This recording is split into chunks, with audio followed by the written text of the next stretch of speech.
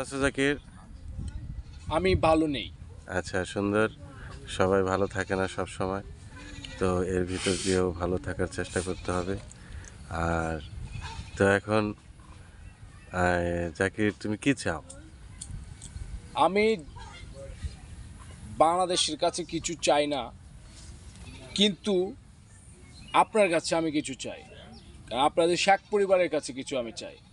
কারণ আমাকে একটা সরকারি বাংলো দিবেন, যেটা আমি আজকে 8 বছর ধরে আপনার নৌপরিবহন সচিবকে রিকোয়েস্ট দিয়ে রাখছি। এই 8 বছরে আমি পাই নাই, আমাকে দেয়নি। তো সে জায়গায় আপনারা একটু হাকিম সেজে একটু বিচার করবেন যে সরকারি একটা বাংলো আমাকে দেওয়ার জন্য। আচ্ছা আচ্ছা, একটা বাংলো। আর আপনাদের যে পেপার হাউসের টাকা, সরকারি টাকা, আচ্ছা আচ্ছা সরকারি টাকা একসঙ্গে 1 কোটি অথবা 5 কোটি, আচ্ছা মানে আচ্ছা, সুন্দর। টাকাটা আমাকে দেওয়ার জন্য আর কি।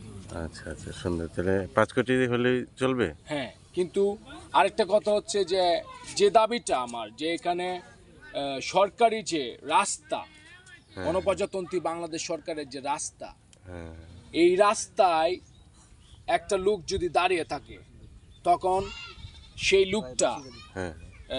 কতটা নিরাপদে আছে, কতটা সেভে আছে, কতটা মানুষের জনবল, মানুষের মনোবলের মাঝখানে আছে, এটা একটু গণপ্রজাতন্ত্রী বাংলাদেশ সরকারের চিন্তা করে দেখতে হবে।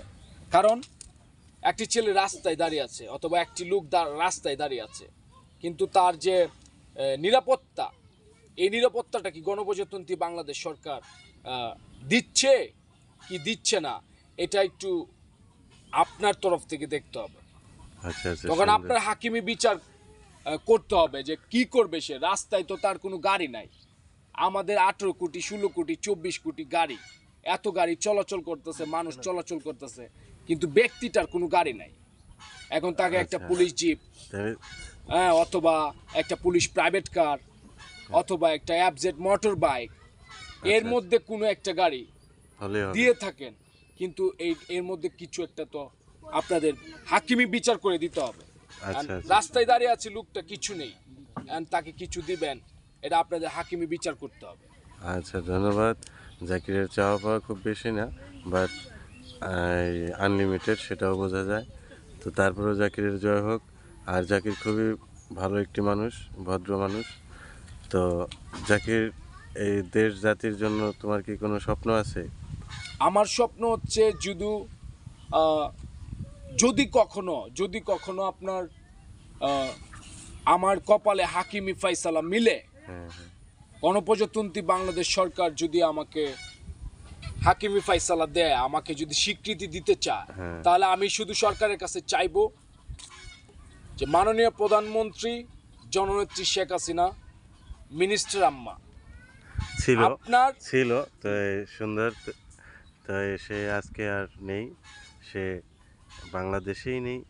তাই সেখানে যে তোমার মতে হয়তো তার চাওয়াগুলো অসম্ভব কিছু ছিল, যার ফলে তিনি পুরাইতে পারে না, এই দেশের জনগণের সাথে তার ম্যাচিং হয় না। আমি শুধু তাই আমি তোমাকে বলতে চাই একটু, যে তুমি ওরকম অসম্ভব কিছু চাইবা না, যাতে নিজের বাড়িঘর, সমাজ, দেশ ত্যাগ করতে হয়।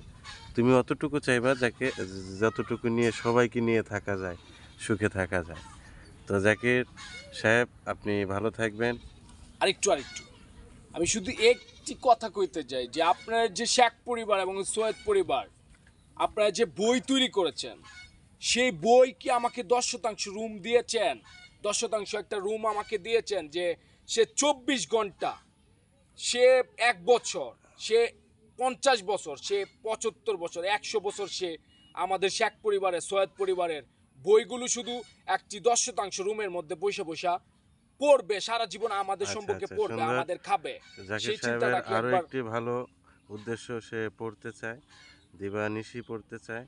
তো তার এই জ্ঞানের অন্বেষার যে মনোভাব, তাতে আমরাও ধন্য হলাম। তো জাকির, শুভকামনা রইল। জয় হোক, জয় হোক সব সময়। ধন্যবাদ।